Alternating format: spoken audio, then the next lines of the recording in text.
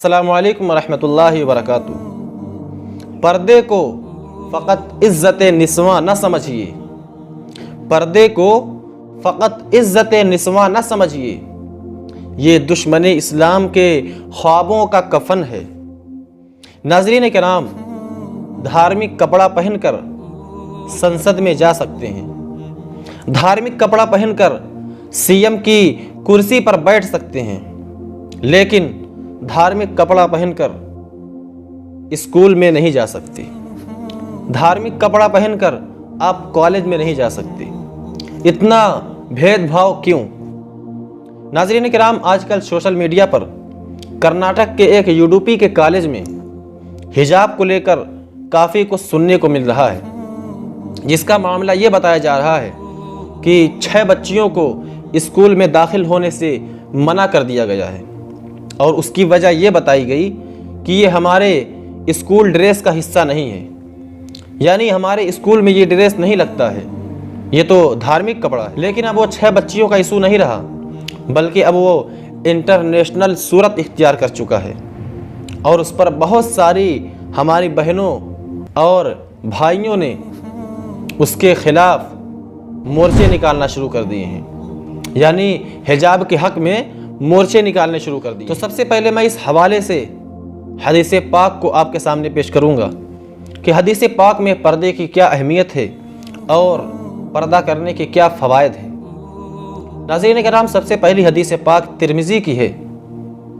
हदीस पाक का एक छोटा सा टुकड़ा है, इन्नल मरअता औरतुन, कि बेशक औरत पर्दा है, बेशक औरत छुपाने वाली चीज़ है, औरत के नाम ही पर्दा होता है। इसी तरह एक और हदीस पाक में हज़रत उम्मे सलमा रज़ी अल्लाह अन्हा बयान फरमाती हैं कि मैं एक मरतबा रसूल करीम सल्लल्लाहु अलैहि वसल्लम के पास खड़ी थी और हज़रत मैमूना भी आपके पास खड़ी थी। इतने में एक सहाबी रसूल जिनका नामी इसमें गिरामी हज़रत अब्दुल्ला बिन उम्मे मक्तूम था, जो कि नाबीना थे, वो सामने से तशरीफ़ ला रहे थे। तो रसूल करीम सल्लल्लाहु अलैहि वसल्लम ने हमसे फरमाया कि इनसे पर्दा करो। तो हमने कहा, यानी सहाबिया ने अर्ज़ किया कि या रसूलल्लाह, ये अंधे नहीं हैं, यानी ये तो अंधे हैं, हम इनसे पर्दा क्यों करें?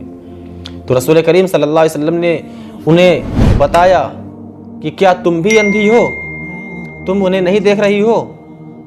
इससे साबित हुआ कि औरत के लिए पर्दा ज़रूरी और लाजमी है।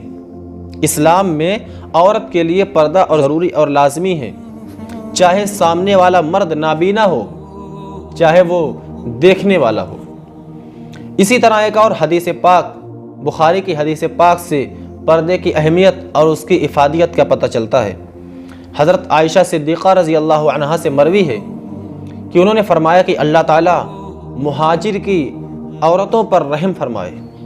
जब ये हुक्म नाजिल हुआ कि औरतें अपने सीनों को ओढ़नियों के पल्लू से ढाके रहें, यानी अपने सीनों को छुपाए रखें, तो वहाँ की औरतों ने अपने कमीज़ों के अंदर लगाए जाने वाले कपड़े को निकाल कर ओढ़नियाँ बना ली और अपने सीने को सतर कर लिया।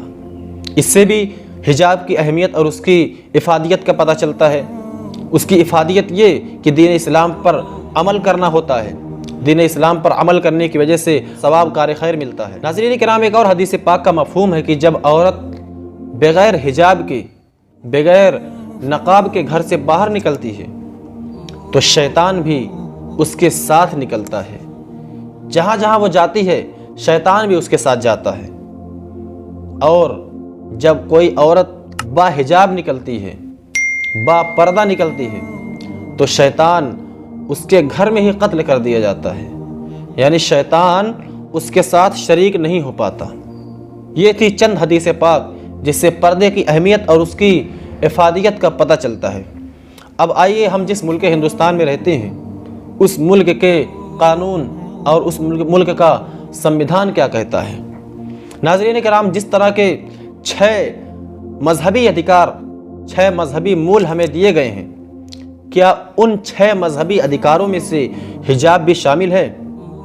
आर्टिकल 25 से लेकर आर्टिकल 28 तक जिन मजहबी हुकूक का कानूनी संवैधानिक अधिकार में जिक्र किया गया है, क्या उनमें से एक है ये?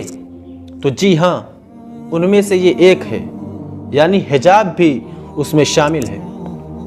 आर्टिकल 15A, आर्टिकल 15(3) और 21 के तहत हमें हक है कि हम कोई भी कपड़ा, कोई भी पोशाक अपनी चॉइस का पहन सकते हैं, उससे हमें कोई भी रोक टोक नहीं कर सकता। आज उसी के हक की लड़ाई कर्नाटका की हमारी माँ और बहनें लड़ रही हैं। आप लोग दुआ करें कि वो अपने मिशन और अपने मकसद में कामयाब हों, और उन्हें मैं मुबारकबाद देता हूँ कि अल्लाह ताला ने उनके दिलों में यह हौसला पैदा किया कि उन्होंने अपनी हक की लड़ाई खुद लड़ना गवारा की, और बातिल की आंखों में आंखें डालकर उन्होंने बातें की, और इंशाअल्लाह अज़्ज़ वजल अगर अल्लाह ने चाहा तो फतेह भी नसीब होगी। नाज़रीन कराम, आप उन माँ और बहनों के लिए दुआएं ज़रूर करें, और नीचे कमेंट में उनके बारे में आपके क्या ख़यालात हैं, उनकी किस तरीके से मदद की जा सकती है, मुझे आप इस सिलसिले में मशवरा ज़रूर दें, और वीडियो को लाइक करके चैनल को ज़रूर सब्सक्राइब कर लें ताकि आने वाली खूबसूरत वीडियो आप तक सबसे पहले पहुँच सके। अस्सलामु अलैकुम वरहमतुल्लाहि वबरकातुहू।